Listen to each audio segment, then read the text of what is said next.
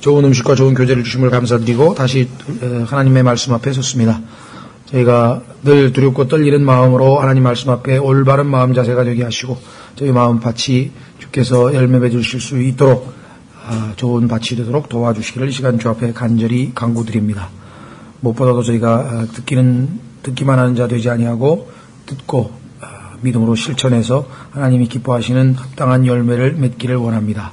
이스라엘 백성들이 겉으로 화려한 잎사귀만 있었지 실제적인 열매가 없으므로 참으로 저주받게 된 그와 같은 것들을 통해서 우리에게 주시는 경고의 말씀으로 저희가 받고 아버지 말씀에 저희가 바르게 반응할 수 있도록 도우시기를 간구합니다. 부족한 자에게 맡기신 말씀의 사역을 감당할 수 있도록 주님께서 위로부터 지혜와 명철을 더하시고 주님의 영으로 충만하게 채우셔서 이 말씀의 사역을 통해 온전히 존귀와 영광과 기쁨을 얻으시고 우리 모두에게는 큰 유익과 복이 되도록 역사해 주시기를 간구드리며 이 시간을 아버지 손에 온전히 의탁드립니다.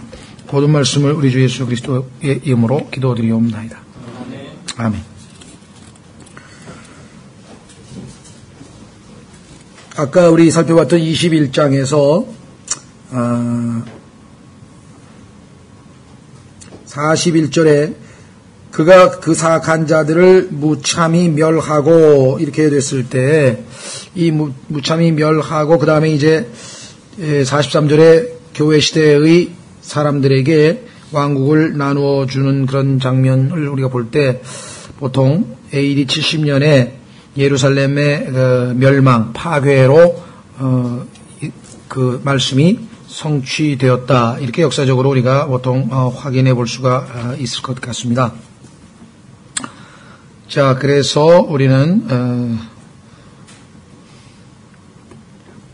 22장 소위 말하는 유명한 혼인잔치 비유인데요. 이 혼인잔치 비유를 교회 시대에다가 복음 전파에다가 적용해서 많이들 설교들을 합니다.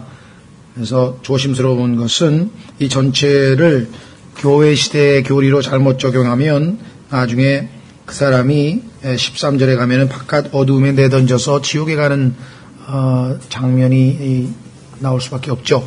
우리가 조심해야 된다. 1절 예수님께서 응답하여 다시 비유로 그들에게 말씀하시되, 그러니까 다시라고 하는 얘기는 이미 그 기록 대상이 똑같단 말이죠. 21장에도 나와 있던 그 비유의 대상자들이죠. 그래서 여기도 종들이란 말이 나옵니다. 그러니까 21장 33절에서 종들이 구약에 나와 있는 대언자들이라고 하는 것을 우리가 확인한다면 신약시대에 하나님의 자녀들이 복음 전한다. 그 얘기하고는 지금 거리가 멀다는 것을 알 수 있죠. 2절 하늘의 왕국은 하나님의 왕국이 아니죠. 마치 자기 아들을 위해 혼인잔치를 베푼 어떤 왕과 같으니라. 왕 하면은 예수 그리스도께서 유대인의 왕이시죠. 교회의 왕은 아니시죠. 교회는 머리라고 말씀하셨고 또 교회의 신부라고 신랑이라고 말씀하셨죠. 3절 그가 자기 종들을 보내어 결혼식에 초대받은 자들을 불렀으나 그들이 오려하지 아니하매 그가 다시 다른 종들을 보내며 이르기를 초대받은 자들에게 알리되 보라 내가 오찬을 준비하고 내 소와 살진 짐승을 잡고 모든 것을 갖추었으니 혼인잔치에 오라 하라 하였으나 그들이 그것을 가볍게 여기고 자기들의 길로 가되 하나는 자기 농장으로 가고 다른 하나는 장사하러 가며 그 남은 자들은 그의 종들을 붙잡아 모욕하고 죽이니라. 왕이 그것을 듣고 노하여 자기 군대들을 보내어 그 살인한 자들을 죽이고 그들의 도시를 태우며 그 뒤에 자기 종들에게 이르되 결혼식은 준비되어 있으나 초대받은 자들이 합당하지 아니하니 그런즉 너희는 큰 길로 나가서 만나는 자들을 다 혼인잔치에 초대하라 하며 이에 그 종들이 큰 길로 나가서 나쁜 자든 좋은 자든 다 만나는 대로 함께 모아오니 결혼식에 손님들이 가득하더라. 왕이 손님들을 보러 들어올 때에 거기서 결혼식 예복을 입지 않은 한 사람을 보고 그에게 이르되 친구여 어찌 내가 결혼식 예복을 입지 않고 여기 들어왔느냐 하니 그가 아무 말도 못하거늘 이에 왕이 종들에게 이르되 그의 손발을 묶고 그를 데려다가 바깥 어두움에 내던지라. 거기서 슬피 울며 이를 갈미 있으리라 하니라. 부름받은 자는 많으나 선정된 자는 적으니라 하시니라. 그러니까 첫 번째 우선 하늘의 왕국이라고 하는 말이 2절에 나와 있죠. 예, 그 다음에 하나님의 아들들이 지금 복음 전하러 가는 게 아니라 왕의 종들이라고 3절에 나와 있죠. 그 다음에 7절에 군대들을 보내어 살인한 자들 죽이고 그 도시를 태우며, 아까 우리 AD 70년의 상황을 봤었는데요. 교회가 복음 안전한다고 하나님께서 이렇게 종들을 잡아서 보내서 그렇게 죽이신다는 것 안 맞죠? 그 다음에 10절에 보니까 초대객들이 손님들이라고 분류되어 있네요. 10절에 결혼식에 손님들이 가득하더라. 주님의 몸된 교회는 신랑의 신부입니다. 그 다음에 침례인 요한과 더불어 구약시대의 성도는 성경에 보면 친구들, 신랑의 친구들이라고 묘사되어 있습니다. 그러니까 신랑의 친구들도 아니고 그 다음에 신부도 아니고 또 여러 가지 정황으로 봤을 때 이것은 분명하게 손님들이라고 되어 있는데 이 손님이 누구냐? 교리적으로 봤을 때 우선은 3절서부터 4절, 5절에 예수님께서 초림하셨을 때 복음 전했던 사람들, 예수님의 천국 복음의 대상자들인데 이들은 예수님을 받아들이지 않았고 후에 10절 끝부분에 가서 손님들이라고 하는 표현이 나오는 것으로 봤을 때 우리는 교리적으로 환란 시대의 성도들 중에서 예복을 입지 않은 자들은 준비되지 않은 자, 또 무익한 종이라고 분리된 자들이다. 이렇게 우리가 교리적으로 확인을 해볼 수가 있을 것 같습니다. 우선 혼인식과 혼인잔치를 좀 구분해야 될 것 같습니다. 혼인식은 분명히 하늘에서 이루어지죠? 그렇죠? 그런데 혼인식이 끝나고 나면 혼인잔치가 열립니다. 그 혼인잔치는 지상에 내려와서 하게끔 되어 있죠. 그래서 마태복음 25장에 보면은 그 혼인잔치에서 돌아오는, 혼인식을 끝내고 돌아오는 신랑을 기다리고 있는 10처녀가 나오죠? 마태복음 25장으로 가보십시오. 마태복음 25장 1절, 그때 하늘의 왕국은 마치 자기 등불을 가지고 신랑을 맞으러 나간 10처녀와 같으리라. 이 10처녀 중에서 5처녀는 등불을 가지고 있었고 5처녀는 등불을 갖고 있지 못해서 결국은 천국에, 하늘의 왕국에 들어가지 못한 것을 보게 됩니다. 그래서 10절에 보니까 혼인잔치에 들어가고 문이 닫히니라. 11절에 그 뒤에 다른 처녀들도 와서 이르되 주여 주여 우리에게 열어주소서 하나 그가 응답하여 이르되 진실로 내가 너희에게 이르노니 내가 너희를 알지 못하였느니라. 이렇게 얘기했죠. 그러니까 마태복음 25장에 나오는 10처녀 비유도 너무나 많은 교회에서 이게 성령 기름을 준비하고 있지 않냐면 우리가 잘못하면 구원을 잃어버릴 수도 있는 것처럼 이렇게 이야기를 하는데 우리는 혼인잔치에서 신분을 갖고 있는 자들이지 손님에게 해당되는 것들이 아닙니다. 그래서 손님들 중에는 여기 나와 있는 것처럼 10처녀 비유에서 나오는 것처럼 10처녀 중에서 5처녀는 예복을 입은 사람들이죠. 자, 계시록 6장으로 가면 대환란 시대의 성도들에게 예복이 주어지고 있는 모습을 보게 됩니다. 계시록 6장 11절. 계시록 6장 11절에 대환란 때에 죽임당한 자들이 나오는데요. 9절. 그분께서 다섯째 봉인을 여신 뒤에 내가 제단 아래에서 하나님의 말씀과 자기들이 간직한 증언으로 인해 죽임을 당한 자들의 혼들을 보니 그들이 큰 성으로 외쳐이르되 오 거룩하고 진실하신 주여 주께서 땅에 거하는 자들을 심판하사 우리 피에 대한 원수를 갚아주지 아니하시는 일이 얼마나 더 지속되리이까 하더라. 그분께서 그들에게 각각 흰 예복을 주시며 또 그들의 동료 종들과 형제들도 그처럼 죽임을 당해 그 수가 차기까지 그들이 아직 조금 더 안식해야 한다고 그들에게 말씀하시더라. 7장으로 가시면요. 7장 9절. 7장 9절. 이 일 후에 내가 보라 아무도 능히 셀 수 없는 큰 무리 곧 모든 민족과 족속과 백성과 언어에서 나온 큰 무리가 흰 예복을 입고 손에 종려나무 가지를 들고 왕좌 앞과 어린 양 앞에 서서. 자, 밑으로 내려갑니다. 14절. 내가 그에게 이르되 장로여 당신이 아시나이다 하니 그가 내게 이르되 이들은 이 예복을 입고 있는 이들은 누구냐? 큰 환란에서 나와 대환란 출신이죠. 대환란 시대에서 구원받은 성도다. 큰 환란에서 나와 자기 예복을 씻고 어린 양의 피로 그것을 희게 한 자들이니라. 자, 그래서 우리는 다시 혼인잔치 비유로 돌아와서 이스라엘이 예수 그리스도의 종들이 증언한 복음을 받아들이지 않은 것은 물론이고 나중에 대환란 때에도 그 상당수가 합당한 준비가 안 된 상태에서 주님께로 나와 결국은 쫓겨나게 될 것에 대한 언급을 하고 있는 것을 보게 됩니다. 그렇죠? 그래서 11절에 보시면, 그러니까 교회는 하늘로 어린 양과 혼인하기 위해서 휴거돼서 올라갔고, 거기서 혼인식은 끝나고 그 다음에 이 지상에 내려와서 혼인잔치를 하는데, 그렇죠? 예, 그 혼인잔치가 어떤 분들은 천년 왕국 동안 전체가 혼인잔치다 이렇게 주석하시는 분도 있어요. 그게 성경적으로 뭐 그렇게 크게 무리는 아닐 수도 있어요. 근데 뭐 이 땅에 내려와서, 왜냐하면 혼인잔치에 들어가는 게 곧 천국에 참여하는 것과 같은 것으로 묘사되어 있기 때문에 그렇죠.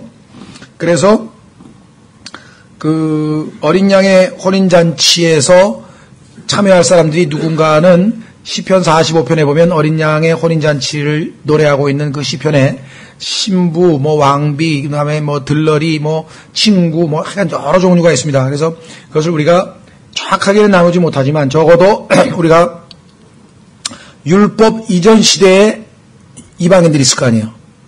그렇죠? 그다음에 율법 이전에 아브라함서부터 율법 시대까지에 있는 유대인이 있을 거 아니에요. 그다음에 출애굽, 그러니까 율법 이후에 유대인이 있고 율법 시대에 이방인이 있고, 그렇죠? 그 다음에 교회 시대 성도는 이제 우리가 신부니까, 그 다음에 환란 시대에 유대인이 있고 이방인이 있고, 그래서 이 누구에게 해당되는지를 잘 보면 특히 명백하게 설명이 될 수 있는 부분들이 있어요. 아까 같은 경우는 이제 친구 그러면은 신랑의 친구라고 청년인 요한이 얘기한 것으로 봤을 때 구약 시대, 율법 시대의 유대인들을 신랑의 친구라고 이렇게 구원받은 성도들, 구약 성도들을 표현할 수 있다. 또 여기 환란 성도들은 게스트, 소위 말하면 손님으로 우리가 볼 수 있겠다. 그래서 이 예복이 준비된 자들에게는 주어지는데 그 예복을 받지 못했다든가, 아니면 계시록 16장 15절로 가보면 예복을 주었는데 그 예복을 간직하지 못한 것으로 볼 수도 있습니다. 그러니까 예복을 못 받은 건지 아니면 예복을 받았는데 그 예복을 간직하지 못한 것으로 볼 수도 있습니다. 왜냐하면 그런 예복을 지키라는 표현이 나오거든요. 그러니까 둘 중에 하나겠죠. 계시록 16장 15절. 보라, 내가 도둑같이 오나니 깨어있어 자기 옷을 지키고, 여기 옷을 지킨다는 표현이 나오죠. 벌거벗고 다니지 아니하여 그들에게 자기 수치를 보이지 아니하는 자는 복이 있도다. 그렇죠? 자, 그래서 우리는 마태복음 22장으로 다시 돌아오는데, 구체적으로 25장을 한번 다시 보겠습니다. 25장에 보면 여기도 혼인 잔치, 거기 신랑을 기다리고 있는 모습이죠. 그래서 혼인 잔치란 말이 10절에 나오죠. 그때 하늘의 왕국은 마치 자기 등불을 가지고 신랑을 맞으러 나간 열 처녀와 같으리라. 그들 중에 5은 지혜롭고 5은 어리석더니 어리석은 자들은 자기 등불을 가져가되 기름을 함께 가져가지 아니하였고 지혜로운 자들은 자기 등불과 함께 자기 그릇에 기름을 가져갔더라. 신랑이 더디 오므로 그들이 다 졸다가 잠들었는데 한밤중에 외치는 소리가 나되 보라 신랑이 오는도다 너희는 그를 맞으러 나오라 하니라. 이에 그 처녀들이 다 일어나 자기 등불을 손질할 때에 어리석은 자들이 지혜로운 자들에게 이르되 우리의 등불이 꺼졌으니 우리에게 너희 기름을 나누어 주라 하거늘 지혜로운 자들이 응답하여 이르되 그리할 수 없노라. 우리가 너희와 함께 쓰기에 부족할까 염려하노라. 차라리 파는 자들에게 가서 너희 쓸 것을 사라 하매 그들이 사러 간 사이에 신랑이 오므로 준비된 자들은 그와 함께 혼인잔치에 들어가고 문이 닫히니라. 그 뒤에 다른 처녀들로 와서 이르되 주여 주여 우리에게 열어주소서 하나 그가 응답하여 이르되 진실로 내가 너희에게 이르노니 내가 너희를 알지 못하노라 하였느니라. 그러므로 깨어있으라. 너희가 사람의 아들이 오는 그날도 그 시각도 알지 못하느니라. 그래서 우리는 교리적으로 봤을 때 환난 성도 가운데, 그러니까 환난 성도가 되지 못하고 환난 때에 구원을 받지 못한 사람들을 우리가 여기에 나와 있는 예복을 갖추지 못한 사람으로 볼 수 있겠죠. 그러니까 이와 같이 마태복음 25장도 그렇고 마태복음 22장도 그렇고 오늘날 교회에서 교회 시대의 구원과 관련지어서 이런 구절들을 잘못 인용을 해서 마치 구원을 잃어버릴 것 같이 이야기할 수밖에 없겠죠. 11절에 보면은 예복 입지 않아가지고 결국은 13절에 보십시오.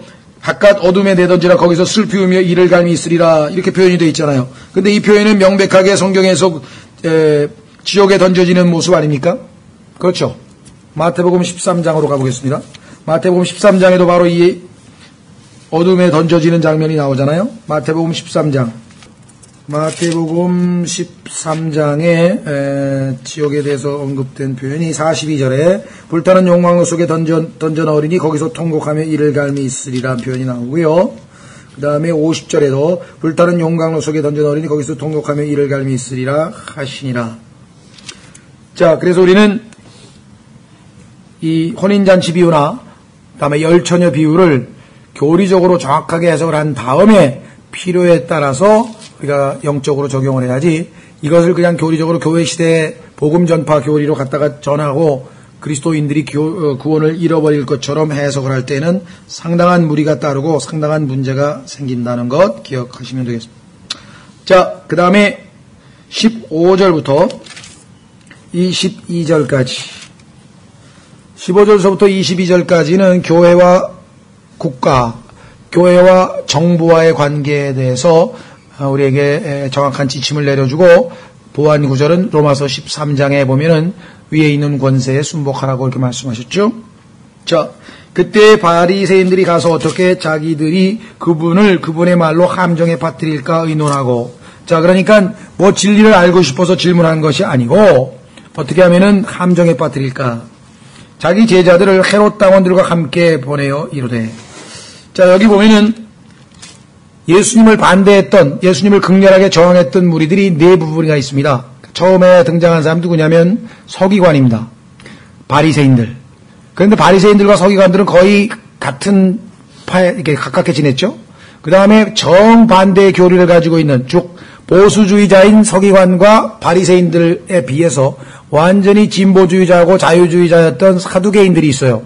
그 다음에는 열심당원, 조국을 되찾자고 하는 우리로 치면 독립운동을 했던 그런 사람들이 헤롯 당원인데, 놀랍게도 바리새인들은 필요에 따라서는 서기관들과도 짝을 맺고 헤롯 당원들과도 짝을 맺고 원수지간인 사두개인하고도 짝을 맺고 예수님을 거역하기 위해서는 이렇게 사탄의 밑에 있는 여러 가지 세력들이 힘을 합치는 모습을 우리가 보게 됩니다.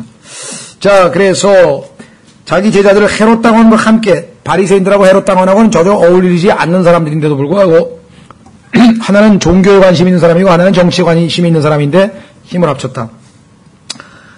그분께 보내 이르되 선생님이 우리가 알기에 선생님은 진실하시고 진리 안에서 하나님의 길을 가르치시며 또 아무도 신경 쓰지 아니하시나니 선생님은 사람들을 외모로 취하지 아니하시나이다. 요게 사탕발림이죠. 그러니까 진심으로 하는 게 아니라 이렇게 해가지고 아주 겸손한 채 아주 살짝 다가서서 걸고 넘어지려고 하는 것입니다. 자, 뭐라고 얘기했나 보십시오. 그런즉 선생님은 어떻게 생각하시나이까? 우리에게 말씀해 주소서. 가이사르에게 공세를 바치는 것이 율법에 맞나이까? 맞지 아니하나이까? 하거늘. 자, 이 당시에 유대인들은 로마에게 세금 바치는 것을 아주 극도로 싫어했죠. 왜냐하면 자신들을 핍박하고 있는 이방 국가 아닙니까? 하나님을 거역하여 있는 이방인들 아닙니까? 그런데 마지못해 그들의 식민지 통치하에서 내고 있었는데, 만약에 예수님께서 내지 않는 것이 옳다 그러면은 로마에 반역하는 것이 될 것이고, 내는 것이 옳다 그러면은 율법에 어긋나는 짓을 하게 되시는 거고, 이리 얘기하나 저리 얘기하나 예수님 꼼짝없이 걸려들게 생겼죠. 그러나 예수 그리스도는 지혜로우신 분이십니다. 이러한 질문에 넘어가실 분도 아니고요. 그들의 의도를 미리 알고 계셨죠. 18절, 예수님께서 그들의 사악함을 아시고 이르시되 너희 위선자들아 너희가 어찌하여 나를 시험하느냐. 사악함을 알고 계셨어요. 공세 돈을 내게 보이라 하시매 그들이 데나리온 하나를 그분께 가져오거늘. 자, 이리 돈 하나 내봐라. 그분께서 그들에게 이르시되 이 형상과 그 위에 쓰인 글이 누구의 것이냐 하시니 그들이 그분께 이르되 카이사르의 것이니이다 하매 그분께서 그들에게 이르시되 그런즉 카이사르의 것들은 카이사르에게. 카이사르라고 하는 것은 로마의 황제를 칭하는 칭호입니다. 그래서 시저라고 했는데요. 영어로는 이게 C라고 하는 영어 단어가 라틴어로 발음할 때는 K로 발음이 됩니다. 그래서 여러분도 아시는 것처럼 콜로키움이라 그랬는데 콜로세움이라 그러죠. 그 다음에 키프로스, 사이프러스. 그렇죠? 그래서 카이사르가 영어로는 시저가 되죠. 황제 이름, 황제의 칭호. 그래서 하나님의 것들은 하나님께 바치라. 다시 말하면 예수님께서 이 땅에 오셔서 직접 통치하시는 천년왕국 때에는 하나님의 것, 그 다음에 카이사르의 것이 카이사르에 해당하는 왕이 예수님이시니까, 즉 국가의 왕도 예수님, 그 다음에 종교의 왕도 예수님. 그러니까 하나님의 왕국이 됐던 하늘의 왕국이 됐던 두 통치자가 한 분인 예수 그리스도일 때에는 둘 다 일치가 되지만, 그렇지 아니하고 이 세상에서는 항상 정치와 종교, 재정, 분리가 되어야 된다. 그래서 정치와 종교가 하나가 되면 항상 부작용이 생겼죠. 우리나라에서는 신라가 불교하고 이 정치하고 결합하면서 부패됐고, 고려시대도 마찬가지였고, 또 저기 중세는 카톨릭과 또 여러 국가 정치 세력이 연합을 했었었고, 그 다음에 이란 같은 경우도 호메이니가 이슬람교를 했었었죠. 자, 그래서 우리는 지금 어디까지 왔죠? 예, 22절. 그래서 정치와 종교는 분리된다는 것. 그들이 이 말씀을 듣고 놀라며 그분을 떠나 자기들의 길로 가니라. 얼마나 안타까운 일입니까? 이 위대한 말씀을 듣고 그에게 엎드려 경배하고 회개하면 좋겠는데, 놀라기는 놀랐어요. 야, 이거 엄청난 답변을 들었구나. 요렇게 빠져나가시는구나. 야, 놀라긴 놀랐는데 그분을 떠나 자기들의 길로 가니라. 아, 이번에도 실패했네.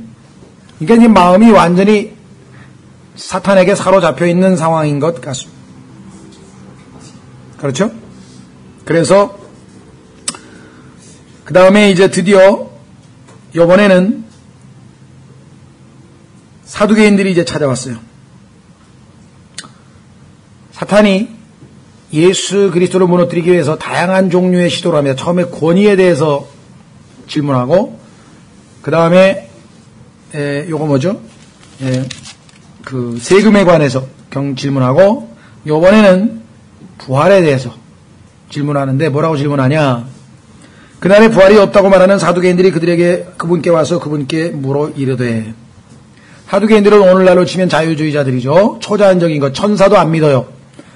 그러니까 영적인 세계를 전혀 받아들이지 아니하고 눈으로 감각으로 확인할 수 있는 물질적인 세계만 받아들이는, 그야말로 오늘날 예수 그리스도 안 믿고 과학을 신봉하는 대다수의 대한민국 국민들, 구원받지 못한 대다수의 국민들은 바로 오늘날로 치면 사두개인에 해당되는 사람들이죠.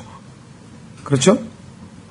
물론 아예 안 믿는 사람들은 아니고 형식적으로 교회는 다녀요. 지금 현재 대한민국의 860만 중에 아마 한 500만 정도가 이런 교회를 다닙니다. 그러니까 부활이라든가 뭐 이런 것들은 그냥 이 종교적인 얘기고, 우리 교회를 다니는 사람은 예수님을 본받아서 착하게 살고 참 이 도덕적으로 살고 이웃을 잘 좀 섬기고 이런 거예요. 근데 이런 거를 뭐라 그러냐면 바로 34절부터 또 그 질문이 나옵니다. 하나님을 사랑하고 이웃을 사랑하라 그랬는데 하나님을 사랑하는 걸 싹 제거하고 이웃만 사랑하겠다. 이런 그룹들이 바로 그 유명한 사두개인들의 특징 중에 하나죠. 자, 그래서 이르되 선생님이여 모세는 이르기를 어떤 사람이 아이 없이 죽으면 그의 동생이 그의 아내와 결혼하여 자기 형에게 씨를 일으킬지니라 하였나이다. 구약에서 하나님께서는 자신이 나누어준 유업, 자, 하나님께서 모든 이스라엘 백성들이 가나안으로 들어갔을 때 각자에게 각각의 집안에 다 땅을 다 분배했죠. 그래서 거기서 농사를 지면서 사는데, 그래서 대대손손 자손들이 그 땅을 물려받아서 그 유업을 가업을 이어가야 되는데, 만약에 자손이 없어가지고, 그렇죠, 그 어떤 사람이 있었는데 자식을 낳지 못했지 먼저 죽었다. 그렇게 되면은 할 수 없이 여기 같은 건 형님의 부인인 형수를 위해서 형수에게 자식을 낳아줘서 그 아들로 하여금 아버지의 형님의 그 유업을 그대로 이어가도록 하기 위해서 하나님이 주신 그 유업이 그렇게 소중하기 때문에 그런 이유로 구약에서 정해놓은 것이죠.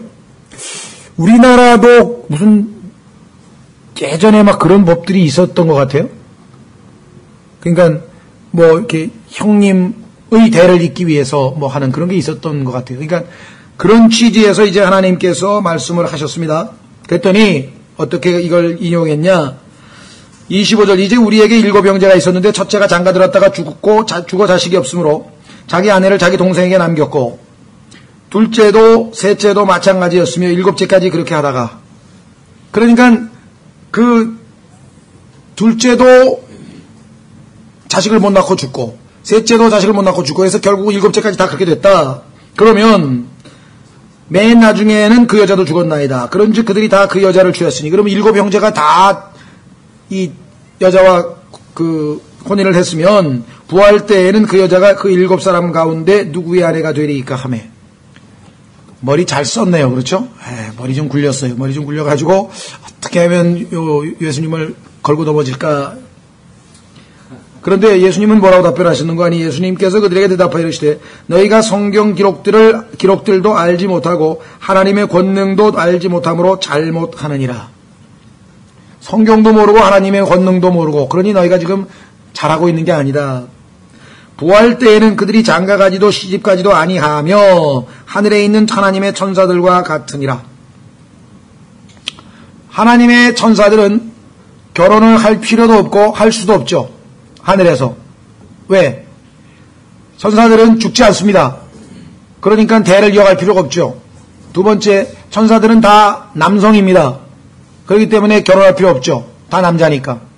마찬가지로 그리스도인들이 부활하게 되면 다 남성들이 됩니다. 그래서 요한복음 1장 12절에 보면은 하나님의 아들들이라고 돼 있어요.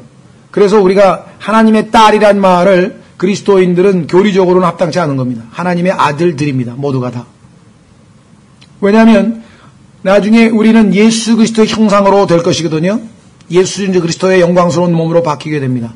왜 이 땅에서 하나님께서 아담의 갈비뼈에서 하나를 뽑아서 여자를 만들어서 혼인하게 했는가? 계속해서 생명을 이어가야 되기 때문에 그랬지만 이제 예수님이 만나는 그 부활 때에는 전혀 그럴 필요가 없다는 것이죠. 그래서 32절 그러나 죽은 자들의 부활하여 가는 하나님께서 너에게 말씀하신 것을 너희가 읽지 못하였느냐 이르시되 나는 아브라함의 하나님이여 이삭의 하나님이여 야곱의 하나님이라 하셨으니 하나님은 죽은 자의 하나님이 아니요 산 자의 하나님이시니라 하시매 무리가 이 말을 듣고 그분의 가르침에 깜짝 놀라더라. 자, 여기서 우리가 많은 사람들이 오해하고 있는 것 중에 하나는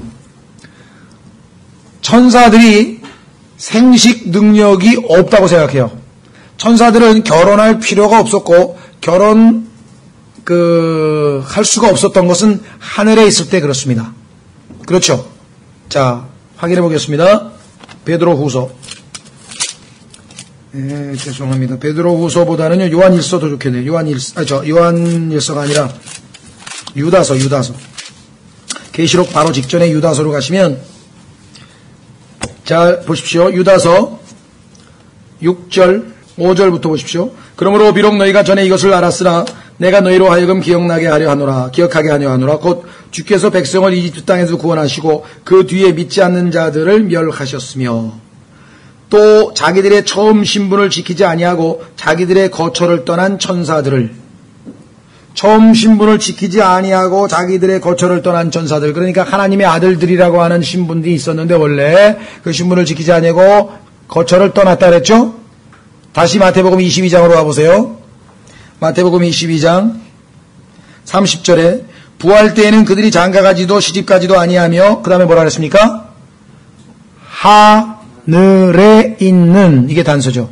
하늘에 있는 하나님의 천사들과 같은데 이 하늘에 있는 하나님의 천사들이 자기 거처를 지키지 아니하고 하늘에 안 있고 땅으로 내려온 자들이 있었어요. 창세기 6장으로 가겠습니다. 창세기 6장 1절 사람들이 지면에서 번성하기 시작하고 그들에게 딸들이 태어나매 하나님의 아들들이 사람들의 딸들과 또 그들이 아름다운 것을 보고 자기들이 택한 모든 자를 아내로 삼으니라. 이 하나님의 아들들은 요한복음 1장 12, 13절에 나오는 영접하는 자 곧 그의 이름을 믿는 자들에게는 하나님의 아들들이 되는 권능을 주셨으니 그 하나님의 아들들이 아닙니다. 신약에서의 하나님의 아들들은 거듭날 때 되지만 구약의 하나님의 아들들은 창조 때에 죄 없이 창조된 자들, 다시 말하면 자 갑니다. 욥기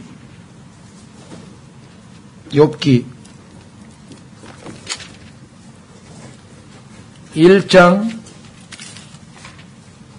욥기 1장 찾으셨습니까? 6절 이제 하루는 하나님의 아들들이 자기를 주 앞에 보이려고 왔는데 하나님의 아들들이 셋째 하늘에 와 있어요.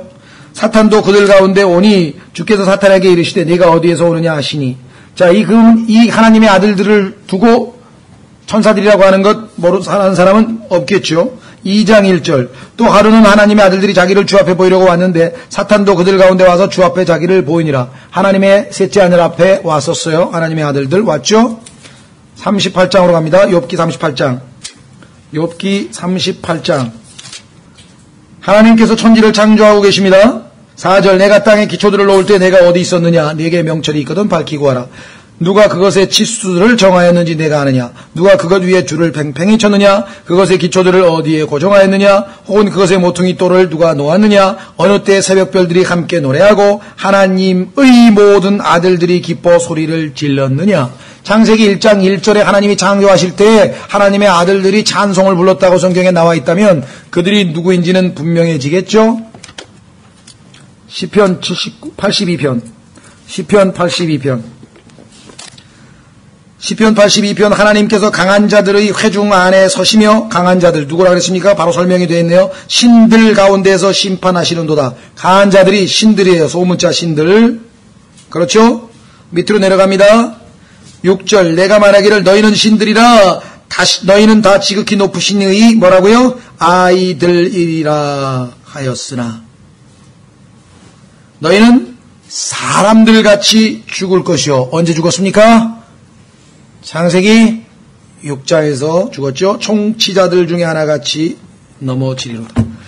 그러니까 창세기 6장에 나와 있는 하나님의 아들들이 사람의 딸들과 혼인했다고 했을 때에는 분명하게 하늘에 속한 하나님의 아들들인 천사들이 땅으로 내려와서 자신의 지위와 거처를 떠났고 그래서 이들은 육체가 되었죠. 어떻게 알 수 있습니까? 창세기 6장에 보세요. 뭐라고 되어 있나? 3절 주께서 이르시되 내 영이 항상 사람과 다투지는 아니하리니 이는 그도 육체이기 때문이라.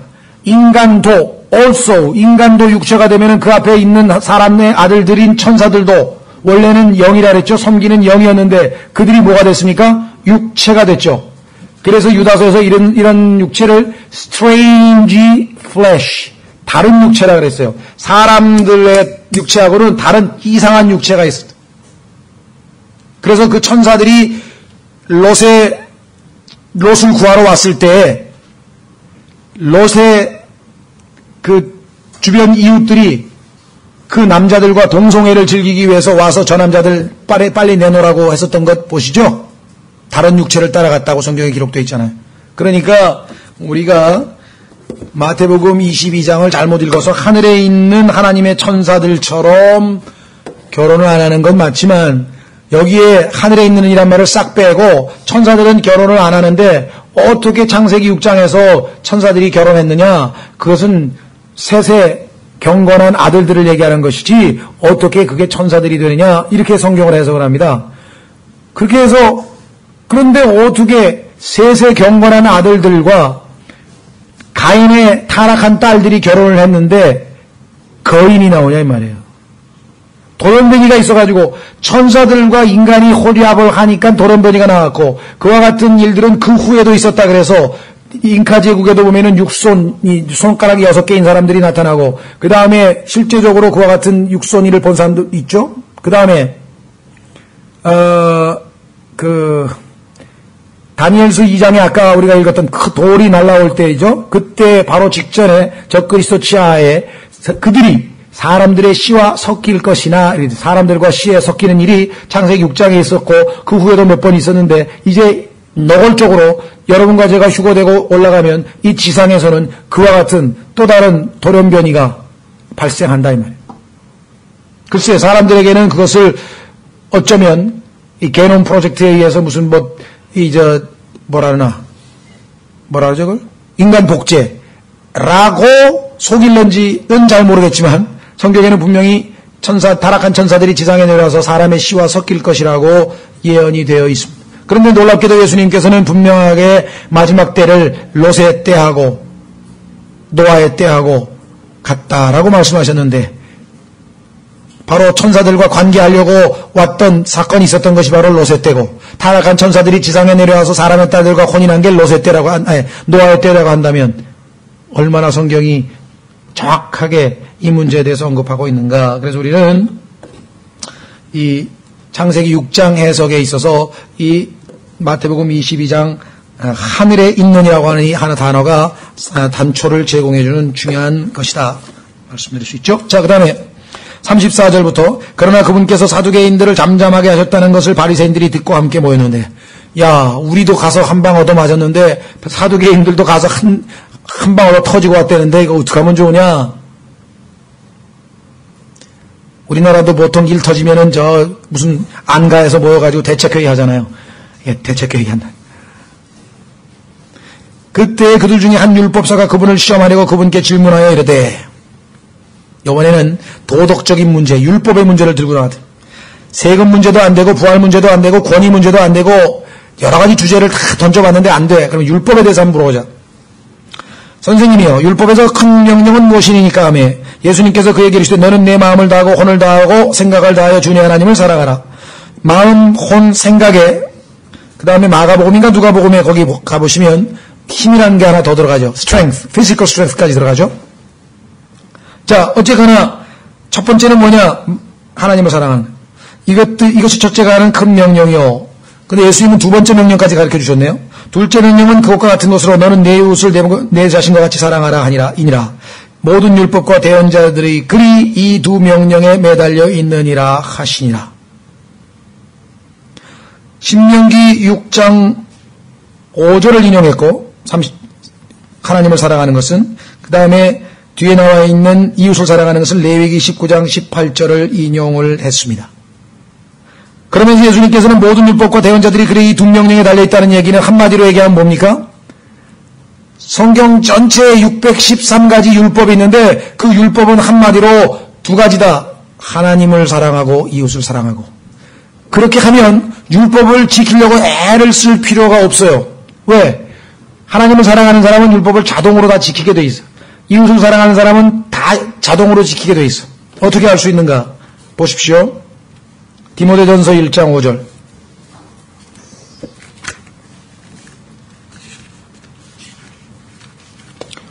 교회에서 제일 조심스러운 것은요, 율법적으로 뭔가를 하는 겁니다. 남자는 머리를 깎아야만 한다, 수염을 깎아야만 한다, 뭐를 해야 된다, 치마를 입어야 된다, 영화관에 가면 안 된다, 뭐는 해서는 안 된다, 그 다음에 심지어는 어느 교회는 일요일에 식당 가서 밥 사 먹으면 안 된다, 또 뭐 해서는 안 된다, 이런 걸 자꾸 만들어내잖아요. 근데 그거 해가지고 영적으로 성장하거나 성숙되어질 수가 없는 거예요. 그것은 어린 자녀들을 가정교사 노릇할 때, 그렇죠? 그러나 이제 예수님이 오셔서 더 이상 가정교사가 필요 없는 거예요. 율법은 이제 은혜가 오면은 이제 뒤로 물러나야 돼요.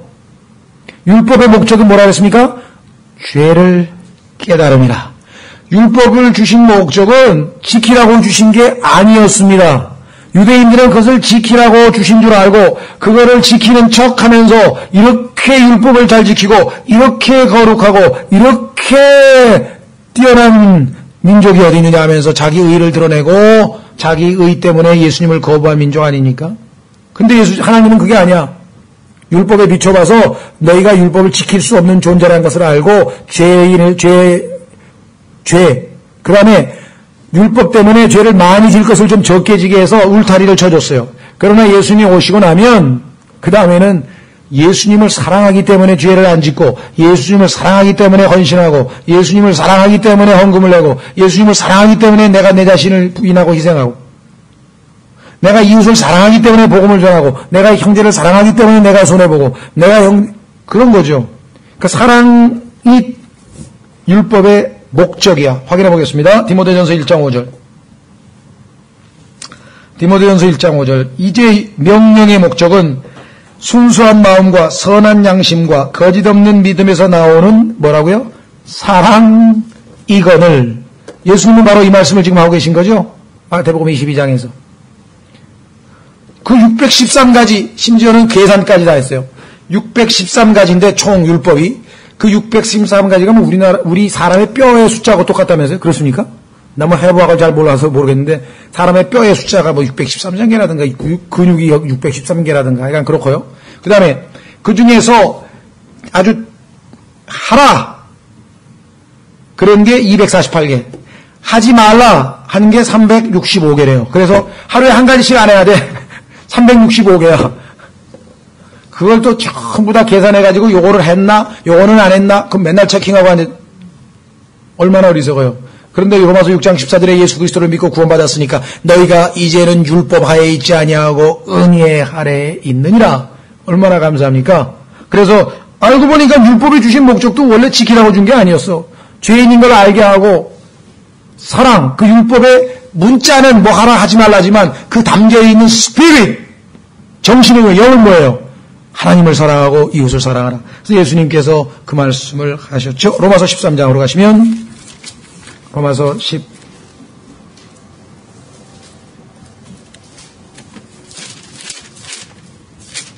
그래서 여러분이 항상 모든 일을 사랑으로 하라고 고린도전서 왜? 고린도 교회 사람들은 사랑으로 하질 않았잖아요. 내가 교회 와서 청소를 하든 형제에게 전화 한 통을 하든 중보 누구를 위해서 기도를 한마디를 하든 아니면 뭐 책을 하나 사줘서 누구에게 전도용으로 주든 이 모든 것은 하나님을 사랑하고 이웃을 사랑한다고 하는 사랑의 동기로 할 때에 합당하다. 로마서 13장 8절 서로 사랑하는 것 외에는 누구에게든지 어떤 것도 비치지 말라. 다른 사람을 사랑하는 자는 율법을 뭐라 그랬습니까? 성취하였느니라. 율법을 지키려고 애를 쓰면 율법을 성취 못해. 왜? 육신은 나약하기 때문에 자꾸 율법을 어겨. 율법하고 싸우면 백전백패. 율법을 이길 수 있는 것은 뭡니까? 사랑이야.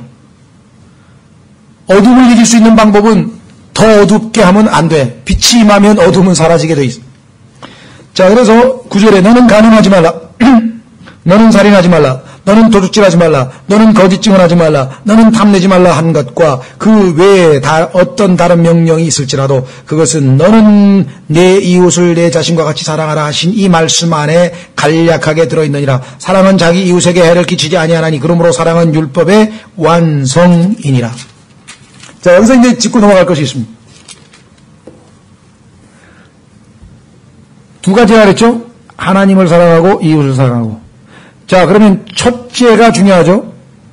첫째 조건을 갖추고 나서 이웃을 사랑해야지. 하나님을 사랑하지 않고 하나님은 사랑하지 않아. 내 말을 가지고 지키는 자라야 나를 사랑하는 자니. 요한복음 14장 21절에 예수님 말씀하셨죠. 내 말을 가지고 지키는 자라야 나를 사랑하는 것이야. 그러면 하나님의 말씀대로 하나님 앞에 먼저 교제를 올바르게 관계를 갖고 그 근거하에 이웃을 사랑해야지. 하나님은 제껴놓고 이웃을 사랑한다? 오늘날 소위 말하면 인류 박애주의를 비롯해서 프랑스 혁명의 정신 마찬가지, 그 다음에 휴머니즘 마찬가지, 웬만한 종교 전부 다 이웃 사랑하는 겁니다. 착하게 살라 그러고 다른 사람 도와주려고 그러고 적십자 정신을 지키자 그러고 뭐 하자 그러고 뭐 시민단체 만든 사람들 다 둘째 계명을 제우선으로 삼아요. 그래서 주 예수 그리스도를 믿으라. 그리하면 너 내 집이 구원을 얻으리라든가 예수 그리스도만이 곧 진리요 길이요 진리요 생명이니 예수님을 말미암지 아니하고는 하늘나라로 갈 수 없다든가 예수 그리스도를 거부하면 지옥으로 간다든가 이와 같은 하나님의 말씀을 전하면 이웃의 마음을 불편하게 하고 이웃을 상처 입히는 것이기 때문에 그런 짓을 하지 말자. 누가? 그리스도인들 중에서 그런 사람이 있어요. 여러분들 혹시 들어보셨는지 모르겠는데요. 프라미스 키퍼라고 하는 운동이 미국에서 일어났었어요. 프라미스 키퍼. 이게 소위 말하면 기독교 무슨 도덕 재무장 운동 비슷한 건데 거기에 보면 뭐 언약이 뭐 몇 개 있어요. 사인도 하고 그러는데 그 중에 하나가 뭐냐? 이웃 다른 종교를 가진 사람들의 기분이 상할 말들은 하지 말자. 그러니까 불교 백날 믿어도 지옥 가 얘기하면 안 돼. 그런 거 하면 안 돼. 예수님만이 구원자야. 안 돼. 천하에 예수님 이름 이외에 구원받을 이름을 주신 적이 없어. 그거 얘기하면 안 돼. 기분 나빠. 안 돼. 여러분 아시겠어요? 하나님을 사랑하는 것을 빼고 이웃 사랑하고자 하는 게 오늘날 세상에서 착한 사람들이에요. 첫 번째 바다 있잖아요. 공산주의 그 사람들 이웃 사랑하는 겁니다. 어려운 사람들 가난한 사람 도와주기 위해서 종교조 사람들 다 이웃 사랑 실천하려고 하는 것이에요. 이 세상에서 날 똑똑하고 그런 사람 다 이웃사랑 실천하는 거예요. 그렇죠? 그 자체가 나쁜 건 아니에요. 그러나 아무 의미가 없을 뿐만 아니라 그것은 결국은 육에서 난 것이기 때문에 육으로 끝나요. 그래서 그것은 뭐로 끝납니까? 비록 악한 행실은 아닐지라도 죽은 행실이라 이게 죽은 행실. 악한 행실은 아닐지라도 죽은 행실이라 이거예요. 우리 선한 행실이 아니다. 이게 선한 행실은 선하신 하나님께서 내 안에 들어오셔서 나를 통해서 역사하실 때만이 선한 행실이 된다. 그래서 오늘날은 예수 그리스도를 믿는 우리 같은 사람은 왕따 당하고 회색 뭡니까 흑백 논리자가 되고 극단주의자가 되고 광신자가 되고 더 좀 심하게 얘기하면 미친놈이 되는 거예요. 왜 예수만 하늘나라 가는 길이 하나야? 다 불교로도 갈 수 있고 여기도 갈 수 있고 다 각자 노력하면 가는 거야. 착하게 살면 됐지. 지만 착하게 살지 무슨 뭐 지옥 간다는 소리는 왜 하고 다녀? 이런단 말이에요. 그죠? 그러니까 우리가 이러한 상황을 잘 알고 이 진리를 가르쳐주는 게 쉽지가 않아요. 난 교회는 안 다녀도 교회 다닌 사람보다 착하게 살고 있거든. 이런 얘기를 종종 합니다. 실제로 그런 사람들도 있고요. 그러나 하나님을 사랑하는 게 먼저라고 하는 것이다. 그렇죠? 이웃사랑이 잘못됐다는 건 아니지만 중요하죠. 마지막 41절부터 46절까지 위대한 자 예수님께서 이제 이렇게 이야기할 질문 다 끝나냐? 그런 거예요. 그죠? 그래 권위에 대해서 질문해서 답변해줬어. 그 다음에 뭐 세금에 대해서 질문해서 답변해줬어. 그 다음에 부활에 대해서 또 종교적인 질문에서 답변해줬어. 그 다음에 또 뭐 율법에 대해서 도덕적인 질문 다 답변해줬는데 뭐 질문 더 있어? 나를 더 시험해보고 있으면 시험해보지. 없어. 전부 다 아이고 돌아가서 야 그렇게 말씀하시는 분은 못 만나. 이거 못 당해. 예수님은 진짜 질문을 던지시는 것이에요. 왜 너희는 쓸데없는 제일 중요한 거는 놓치고 있느냐. 그게 뭐예요? 41절 바리새인들이 함께 모였을 때 예수님께서 그들에게 물어 이르시되 너희는 그리스도에 대하여 어떻게 생각하느냐. 그가 누구의 자손이냐 하시며 그들이 그분께 이르되 절반은 알고 있어요. 다윗의 자손이다. 그리스도 구약 성경에 보면 다윗의 자손 그거 모르는 사람 어디 있습니까?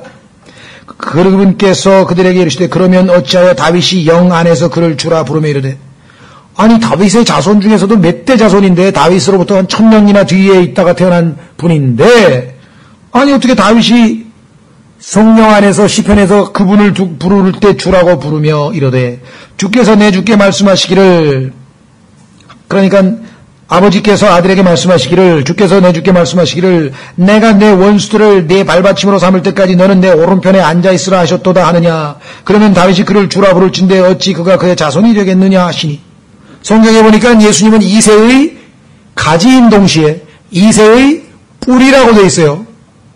이새는 누굽니까? 다윗의 아버지 아닙니까? 그러면 이새의 가지인 동시에 육신적으로는 영적으로는 이새의 뿌리입니다.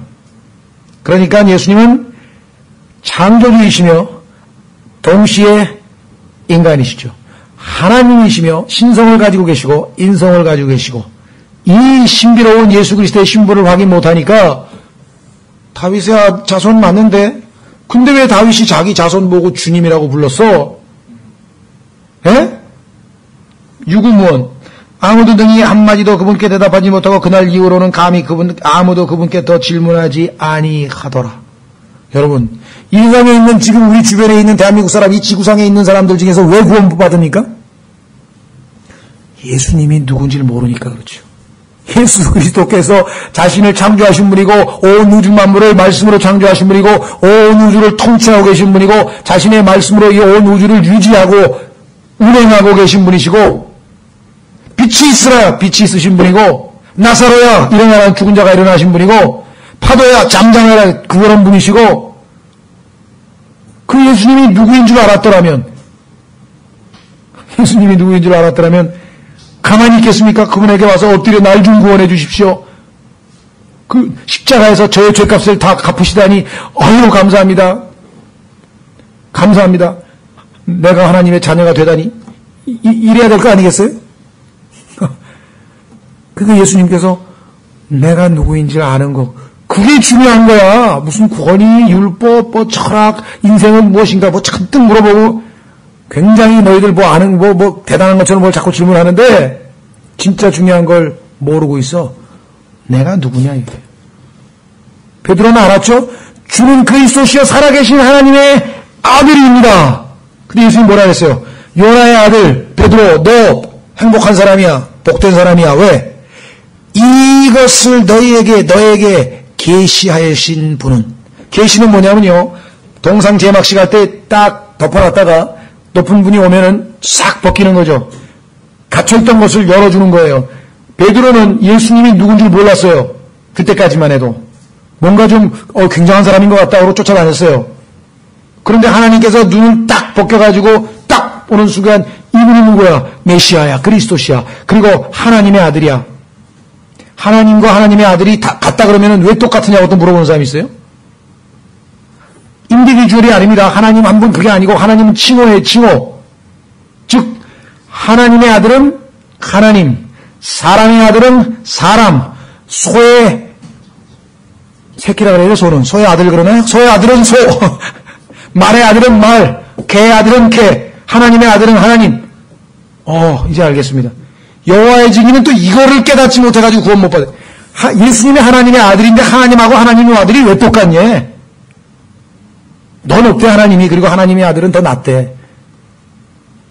여기는 피조됐고 여기는 창조주래. 그래서 예수님을 피조된 신이라고 생각하는 게 여호와의 증인이에요. 신성을 인정 안 하는 거 희한하죠? 그러니까 마귀가 그렇게 사람을 빛을 가려서 어둡게 하는 거예요.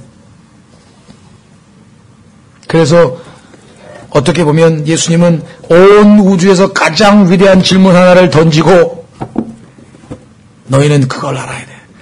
내가 누구인 줄 알았더라면 너희가 지금 이러고 있질 않아.